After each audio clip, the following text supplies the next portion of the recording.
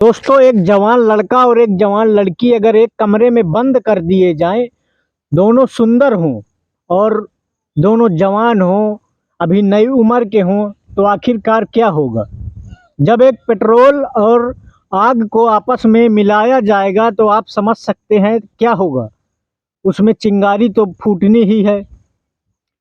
तो दोस्तों, एक आज अमीर मालकिन और एक गरीब नौकर की कहानी लेकर आया हूँ। तो दोस्तों, वीडियो को लाइक करना और सब्सक्राइब करना चैनल को। मैं हूँ आरजे पटेल। इसी तरह क्राइम की स्टोरियाँ हर रोज़ लाता रहता हूँ। सो वीडियो को लाइक करें और सब्सक्राइब करें, क्योंकि आप लोग लाइक नहीं करते हैं। तो आइए चलते हैं स्टोरी की तरफ। बीना एक नई लड़की थी, 16 साल की। बीना के माता पिता बहुत पैसे वाले होते हैं। उनका अच्छा खासा एक बिजनेस होता है, उनके पिताजी करते हैं। बीना बहुत देखने में सुंदर हुई लड़की थी।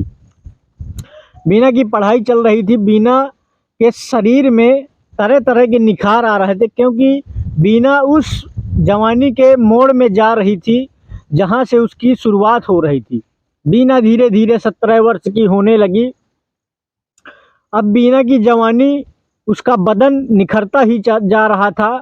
बीना के जैसे ही बीना 18 वर्ष की होने लगी तो उसके बाप को चिंता सताने लगी। जैसे ही बीना घर से निकलती तो मर्दों की नज़रें, उसके स्कूल में जो लड़के होते उनकी नज़रें बीना को ही ताकते रहते कि शायद एक बार मुड़कर हमारी तरफ देख ले। लेकिन बीना भी अपने माँ बाप की इज्जत को बचाते हुए नज़र झुकाए हुए चला करती थी, क्योंकि बीना को अपने माँ बाप की इज्जत की बहुत फिक्र थी। तो दोस्तों, उनके माँ बाप को बीना के बहुत टेंशन होने लगी कि लड़की हमारी अब विवाह लायक हो गई है, तो माँ बाप को जायज़ है कि चिंता होगी। तो पिताजी एक दिन बीना से कहते हैं कि बीना बेटी, अब मुझे तुम्हारा विवाह करना चाहिए। लेकिन बीना मना कर देती है कि पिताजी, मैं अभी विवाह नहीं करूँगी। अब बीना की उम्र 18 वर्ष हो चुकी थी, लेकिन पिताजी बेटी की बातों में नहीं आते और लड़का ढूंढना शुरू कर देते हैं। ढूंढते ढूंढते पास के ही गांव में एक सुशील नाम का लड़का मिलता है। अच्छी खासी फैमिली होती है, पैसे वाले होते हैं। उनके पिताजी, सुशील के पिताजी एक कंपनी खोले होते हैं, जिस कंपनी में अच्छी खासी उनकी इनकम थी। तो अच्छा खासा उनका कारोबार चल रहा था। उनके 2 बंगले थे, अच्छी खासी हवेलियां बनी थी। अब जब बीना का विवाह तय कर देता है उसका पापा, और बीना से बता देता है कि बेटी तुम्हारा विवाह तय हो गया है, तुम लड़का देखना चाहती हो तो देख लो। तो बीना को भी उस लड़के से मिला दिया जाता है। पिताजी उससे मिला देते हैं, लेकिन लड़का बीना को पसंद आता है, क्योंकि लड़का भी बहुत सुंदर और सुशील होता है देखने में। सुशील भी लड़की को पसंद कर लेता है। इसके बाद दोनों का विवाह तय हो जाता है। विवाह होता है। विवाह के जब दोनों ससुराल पहुंच जाते हैं, बीना भी अपने ससुराल पहुंच जाती है, विदा विदाई हो जाती है। अब उनका अच्छा खासा बीना को सुशील के साथ अच्छा लगने लगा था, क्योंकि सुंदर था। जैसे ही जो कोई उनकी जोड़ी देखता तो 100 में सुहागा बताता और कहता भगवान इनकी जोड़ी को कभी छोड़े ना। कुछ दिन तो उनका बहुत अच्छा चला। सास ससुर थे, इकलौता बेटा था सुशील घर में। अब विवाह के 4-5 साल हो गए थे। अब बीना की ज़िंदगी में एक ही कमी थी कि बीना को कोई बच्चा नहीं था, और बच्चे की कमी सब पूरे घर को महसूस हो रही थी। तो होने क्या लगा कि उसकी सास अक्सर बीना को ताने मारने लगी कि बांझ कहने लगी। बांझ कह कह कर उसकी सास उसे चिढ़ाती। अक्सर दोनों में झगड़ा होने लगा।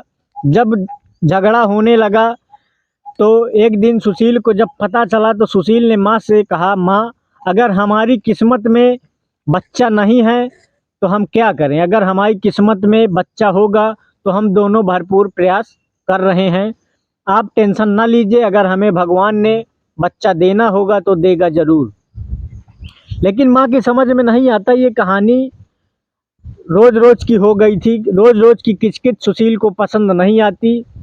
सुशील सोचता है कि क्यों ना मैं अपनी दूसरी हवेली में अपनी बीवी को लेकर रहूं तो माँ से भी प्रेम बना रहेगा और बीना से भी प्रेम बना रहेगा, वरना रोज की किच-किच से मज़ा नहीं आता। तो बीना को लेकर सुशील दूसरी हवेली में रहने लगता है, क्योंकि पैसे वाले होते ही हैं, काम वाम उनको कुछ करना नहीं पड़ता, नौकर थे। उस हवेली में भी जो साफ़ सफाई का काम नौकर करते थे, खाना बनाने का भी काम नौकर ही करते थे। काम कुछ था नहीं, बस रहना था सुकून से। वो भी सुकून छिन गया था एक जगह रह के। तो जब बीना और सुशील अलग रहने लगे तो दोनों बहुत ही खुश रहा करते थे। धीरे धीरे होता क्या है, उनके काफ़ी 1 साल और बीत गया, 5 के 6 वर्ष हो गए उनकी विवाह को, लेकिन अभी तक कोई बच्चा आने का चांस नहीं मिला। धीरे धीरे कटते रहे दिन। एक दिन सुशील अपने कंपनी का काम देखना उसी के जिम्मेवारी थी, क्योंकि पिताजी काम देखना बंद कर चुके थे। पूरी जिम्मेदारी सुशील के ऊपर थी। सुशील सारा दिन कंपनी में अपने काम को देखता और शाम को थकार कर घर आता तो दोनों चुपचाप से जाते। एक दिन होता क्या है, बीना के ऊपर एक ऐसा तूफान टूटता है कि बीना मानो कि कोई गाज गिर गई हो बीनों के ऊपर। बीना का पति सुशील एक दिन रास्ते से आ रहा था तो उसका ऑन द स्पॉट एक्सीडेंट हो जाता है। एक्सीडेंट होने से बीना के पति को हॉस्पिटल ले जाया जाता है। हॉस्पिटल में 2 दिन रहने के बाद तीसरे दिन उसके पति की मृत्यु हो जाती है। जैसे ही मृत्यु हो जाती है तो बीना के ऊपर दुखों का पहाड़ टूट पड़ता है। बीना बहुत रोती है, बिलखती है, लेकिन रोने बिलखने से कुछ होता नहीं है, क्योंकि उसमें दोबारा जान वापस तो आ ही न जाएगी। अब बीना अकेली हो जाती है, क्योंकि उसको कोई बच्चा भी नहीं था। अब बीना को वो घर की दीवारें और घर का सूनापन उससे सहा नहीं जाता। तो बीना सोचती है कि क्यों ना मैं अपने माँ बाप के घर रहने के लिए चली जाऊँ। बीना कुछ दिन के लिए अपने माँ बाप के यहाँ रहने के लिए चली जाती है। घर माँ बाप के यहाँ रहते रहते उसे माँ बाप के घर में 5-6 महीने हो जाते हैं, लेकिन उन 5-6 महीनों में उसको ये समझ में आता है कि बेटी का जब विवाह हो जाता है तो बेटी पराई हो जाती है। बीना ने देखा कि मेरे ही जिस घर में मैं पली बढ़ी हूँ उसी घर में ऐसा मेरे साथ किया जाता है कि जैसे मैं किसी पराई घर की लड़की हूँ। बीना को समझ में आ जाता है अपने ऊपर का बर्ताव कि मैं पराया जैसा बर्ताव होने लगता है। तो बीना फिर से मन बना लेती है अपना ससुराल जाने का, और बीना फिर से अपने ससुराल उसी सुशील के दूसरी हवेली में पहुंच जाती है। पहुंचकर अपने सास ससुर से मिलने जाती है और पैर छूती है। तो सास ससुर कहते हैं कि बेटा तुम कहो तो हम तुम्हारी दूसरी शादी कर दे। लेकिन बीना ने अपना डिसीजन रखा और कहा कि पिताजी मैं दोबारा विवाह नहीं करना चाहती हूँ और मैं सुशील की विधवा बनकर ही जीना चाहती हूँ, क्योंकि मैंने सुशील को दिलो जान से चाहा था और मैं दोबारा विवाह नहीं करूँगी। उसके माँ बाप भी ज़्यादा फोर्स नहीं करते हैं और बीनू अब रहने लगती है उसी हवेली में अकेली। वहाँ एक नौकरानी होती है जो उसका सारा काम कर दिया करती थी। खाना बनाना और झाड़ू पोंछा करना सारा काम नौकरानी करती थी।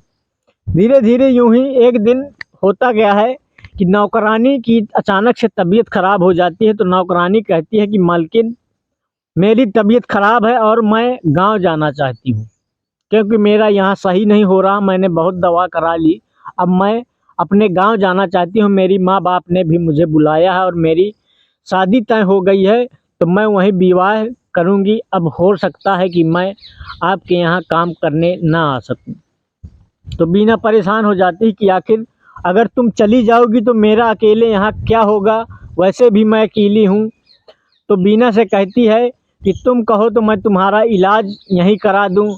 तो लेकिन नौकरानी कहती है कि इलाज तो हो जाएगा मालकिन, लेकिन मेरा विवाह मेरे माँ बाप मुझे फोर्स कर रहे हैं आने के लिए, तो मेरा रुकना असंभव है। जब ऐसा सुनती है तो मालकिन कहती है कि बेटा अगर हो सके तो किसी एक नौकर का मेरे लिए बंदोबस्त कर दो, फिर चली जाना। तो नौकरानी कहती है कि मालकिन, मेरा एक छोटा भाई है जो 16-17 वर्ष का है, हो आप कहें तो मैं उसे बुला लूँ और काम पे आप उसे रख लीजिए। मालकिन कहती है कि बुला लो। अब जब उसने उस लड़के को, अपने भाई को बुला दिया नौकरानी ने, जब मालकिन देखती है तो लड़का बहुत हट्टा-कट्टा, वो उम्र से काफ़ी जवान सा लग रहा था, 18 वर्ष का लग रहा था। और बीना भी सोचती है कि मुझे अकेले इस घर में रहना है और अकेले एक जवान मर्द को साथ में रखना अच्छी बात नहीं हो, मन ही मन सोच रही थी। अब वो नौकरानी वहाँ से जा चुकी थी, उसको अपना सारा काम समझा के, काम बता के वहाँ से जा चुकी थी। अब बीना के माइंड में यही टेंशन थी कि एक मर्द इस हवेली में है और एक मैं हूँ, दोनों दोनों जवान हैं, और कभी भी मेरा पैर फिसल जाए, कुछ बात हो जाए, तो मैं किसी को मुँह दिखाने के लायक नहीं रहूँगी। इसी बीच उसकी सहेली का उस घर में आना होता है बीनू के। जैसे ही सहेली आती है तो दोनों गले लगकर पहले तो बहुत रोते हैं, क्योंकि बीनू का घर उजड़ चुका था, उसका पति मर चुका था। वो बचपन की दोनों साथ पढ़ने वाली सहेलियाँ होती हैं, तो उस सहेली को और बीनू को मिलने में काफ़ी दोनों को रोना आता है। दोनों एक दूसरे से मिल लेते हैं। इसके बाद अब बीनू भी अपने दिल की बात उस सहेली से कहती है कि, मतलब अपने दिल की बात उससे बयां कर देती है। कहती है कि मुझे एक लेडीज नौकरानी की ज़रूरत है। मेरे घर में एक 18 साल का लड़का नौकर है, मुझे हो सके तो एक लेडीज नौकर की व्यवस्था करा दो, क्योंकि मैं टेंशन में रहती हूँ कि कभी जवान लड़का है, कभी मेरा पैर फिसल जाए तो मैं किसी के मुंह दिखाने के लायक नहीं रहूँगी। तब उसकी सहेली उसको समझाती है कि बीनू, तुम फालतू की टेंशन ना लो, और लड़का तो मुझे सीधा साधा दिख रहा है। अगर तुम्हें कोई शंका है, दिक्कत है, तो तुम इसकी इसकी जो है परीक्षा ले सकती हो, और अगर परीक्षा में ये फेल हो जाता है तो फिर मुझे बताना, तो मैं तुम्हारे लिए एक नौकरानी का इंतज़ाम कर दूंगी, क्योंकि ईमानदार नौकर मिलना बार बार असंभव वाली बात है। इसलिए बीनू फिर उसकी परीक्षा लेने की सोच लेती है। तो एक दिन पैसों का भरा बैग बीनू दरवाजे के बाहर छोड़ देती है जानबूझकर, ताकि देखती है कि ये नौकर इस बैग को, इससे पैसे निकालता है कि नहीं निकालता। अब पूरा दिन गुजर जाता है, उस बैग वहीं रखा रहता है। जैसे ही सुबह होती है, उस नौकर को दिखाई देता है बैग, तो वो बैग उठाकर बीनू के कमरे में रख आता है। और जैसे ही बीनू उस बैग को ढूंढने लगती है तो बाहर आती है, देखती है तो बैग तो गायब था। तो शायद बीनू ने समझ लिया था कि नौकर अपना खेल कर चुका है, लेकिन बीनू अभी उससे टोकती नहीं है और आती है अपने वापस कमरे। तो जैसे ही कमरे में आती है तो देखती है कि टेबल में एक बैग रखा है। तो जैसे ही उस बैग को खोल कर देखती है तो उसमें पैसे उसी तरह भरे रहते हैं, उसमें एक भी नोट गायब नहीं था। तो बीनू सोचती है कि शायद इसने इस बैग को खोल कर नहीं देखा कि इसमें पैसे हैं। अब बीनू दोबारा उसकी परीक्षा लेने की सोचती है, तो इस बार बीनू नोटों की गड्डियां अलग अलग हाथ में निकाल कर ले लेती है, और रात में उन गड्डियों को दरवाजे के बाहर, उसके रूम, नौकर के रूम के और अपने रूम के जो बीच का फासला होता है, वहाँ पैसे गिरा देती है, और पैसे पड़े रहते हैं। जैसे सुबह होती है तो बीनू सुबह लेट जगती है जानबूझकर, और नौकर उसकी काफ़ी वाफ़ी का इंतज़ाम कर देता है। तो जैसे ही सुबह होती है, गेट खोलती है बीनू, तो वो नौकर उन नोटों की गड्डी लिए खड़ा होता है कि मालकिन, ये पैसे पता नहीं कहीं किसके हैं और कहाँ के हैं, यहाँ पर पड़े थे, और ये पैसे आप अपने पास रख लीजिए। तो मालकिन कहती है, मेरे पैसे नहीं हैं, तुम्हें मिले हैं, तुम अपने पास रखो। लेकिन नौकर कहता है कि नहीं मालकिन, ये मेरा पैसा नहीं है और मैं इसे नहीं रख सकता, क्योंकि नौकर बहुत ईमानदार था, उसने पूरे पैसे मालकिन को दे दिए। अब मालकिन को विश्वास हो चुका था कि नौकर तो बहुत ईमानदार है, अब इसकी ईमानदारी में शक नहीं किया जा सकता है। मालकिन को क्लियर हो गया था। अब मालकिन सोचती है कि अब इसकी ईमानदारी का तो हमने टेस्ट ले लिया, अब इसका एक टेस्ट और बाकी है कि ये लंगोट का कच्चा है या नहीं है। अब मालकिन उसका दूसरा टेस्ट करना चाहती है। तो मालकिन अब मार्केट जाती हैं और अपने लिए एक सुंदर सुंदर वस्त्र लाती हैं, क्योंकि मालकिन बहुत सुंदर थी। और उसके ब्लैक कलर के 2-3 सूट लेकर आती हैं जो पतले झिन्ने कपड़े थे, जिसे पहनने से बदन के अंदर की जिस्मानी रूह बाहर तक झलकती थी। मालकिन आज खूब अच्छी तरह से सजती हैं और ब्लैक सूट, गोरे बदन पर ब्लैक सूट डालती हैं। जैसे दूर से अपने शीशे को अपने आप को जैसे ही शीशे में देखती हैं तो उसको खुद अपने ऊपर बहुत खूबसूरती नज़र आने लगती है। तो अब वो मालकिन जो है जब सज धज लेती है और सुंदर अपना शरीर बना लेती है झिन्ने कपड़े पहनकर, अब उस नौकर को बुलाती है कि इधर आओ। तो नौकर आता है, सर झुकाए हुए नौकर आता है मालकिन की तरफ। एक बार भी उसने सर नहीं उठाया और कहा कि जी मालकिन बताइए। मालकिन ने कहा कि मुझे एक कप काफ़ी बना दो। नौकर उसी तरह वापस पहुंचता है और जाकर एक कप काफ़ी बना कर लाता है और मालकिन के रूम में रख देता है और कहता है कि मालकिन आपकी काफ़ी तैयार है। लेकिन मालकिन की तरफ वो अभी भी नज़र उठाकर नहीं देख रहा। लेकिन मालकिन गौर कर रही है कि ये नौकर तो मेरी तरफ गौर ही नहीं कर रहा है। अब मालकिन की ये चाल भी फेल हो जाती है। अब मालकिन दूसरा दिन फिर से तैयार होती है और अब होता क्या है, जब दूसरी बार तैयार होती है तो दूसरे कलर के लाल सूट पहनती हैं और वो लाल सूट इस बार और भी झिन्ना था। और मालकिन जैसे ही नौकर पोंछा लगा रहा था ज़मीन में, तो मालकिन उसके इर्द गिर्द टहलने लगती है और कहती है कि यहाँ भी कचरा है और वहाँ भी कचरा है। सारे जगह खुद घूम घूम के बताती है। आज तक उसने कभी इस तरह बताया नहीं था। नौकर अकेले ही काम किया करता था। तो जैसे ही मालकिन को शंका होती है कि, और मालकिन गौर भी करती है कि ये आज भी मेरी तरफ बंदा सर नहीं उठा रहा है, मेरी तरफ एक बार भी इसने नहीं देखा, तो उस दिन भी मालकिन का चाल फेल हो जाती है। मालकिन अब पहचान लेती है कि शायद ये लंगोट का कच्चा नहीं है। अब मालकिन एक बार और ठान लेती है कि मैं इसका आखिरी टेस्ट एक बार और लूँगी। जब तीसरा टेस्ट होता है तब मालकिन एक सुनहरा कलर का जो है इस बार सूट पहनती है और नीचे का सलवार पहनती ही नहीं है, हाफ पैंटी पहनती है और गोरी गोरी जांघें खुली रखती है।